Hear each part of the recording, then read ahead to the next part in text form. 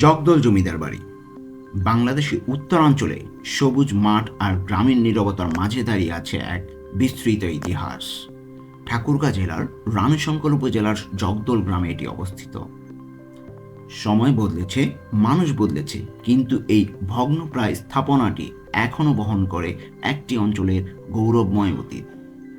19 শতকের মাঝামাঝি সময়ে নির্মিত এই জমিদার বাড়িটি ছিল প্রখ্যাত জমিদার রাজা বীরেন্দ্র কুমার চৌধুরীর আবাস ও জমিদারির কেন্দ্র।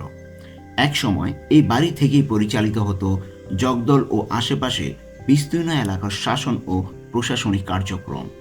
ইট সুরকি দিয়ে নির্মিত এই জমিদার বাড়ির স্থাপত্যে ছিল ইউরোপীয় ও দেশি নকশার অনন্য সংমিশ্রণ।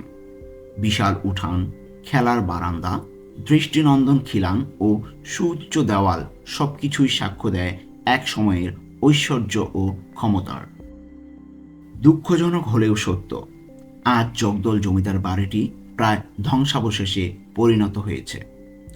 অযত্ন, সময়ের আঘাত ও সংরক্ষণের অভাবে ভেঙে পড়েছে দেওয়াল, মুছে যাচ্ছে অলঙ্করণ। তবুও এর প্রতিটি ইট যেন কথা বলে ইতিহাসের। এই ধ্বংসাবশেষের মাঝেও থেমে নেই জীবন। আজও জগদল জমিদার বাড়ির প্রাঙ্গণে বিভিন্ন সাংস্কৃতিক অনুষ্ঠান, স্থানীয় আয়োজন ও সামাজিক মিলন মেলা অনুষ্ঠিত হয়। ইতিহাস আর বর্তমান এখানে এসে একে অপরের সাথে মিশে যায়।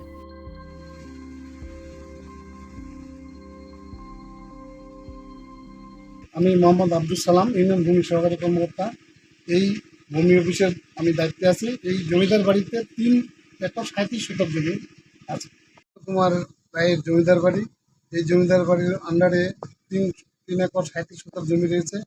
এই জমিদার তৎকালীন সময়, যুদ্ধের সময় এদেশ ত্যাগ করে ভারতে চলে যায়। জমিদার বাড়িটির বর্তমানে ধর্মগড় কাশীপুর ইউনিয়ন ভূমি অফিস নামে একটি ভূমি অফিস পরিচালিত হচ্ছে এবং এর আন্ডারেই আমরা এই অফিসটি আমরা নিজেরাই দেখাশোনা করতেছি। এটা প্রত্নতাত্ত্বিক অধিদপ্তর আন্ডারে নেওয়ার জন্য গেজেট প্রকাশ পেয়েছি। সংস্কারের কাজ শুরু হওয়ার দরকার। আশা করছি সংস্কারের কাজ শুরু হবে।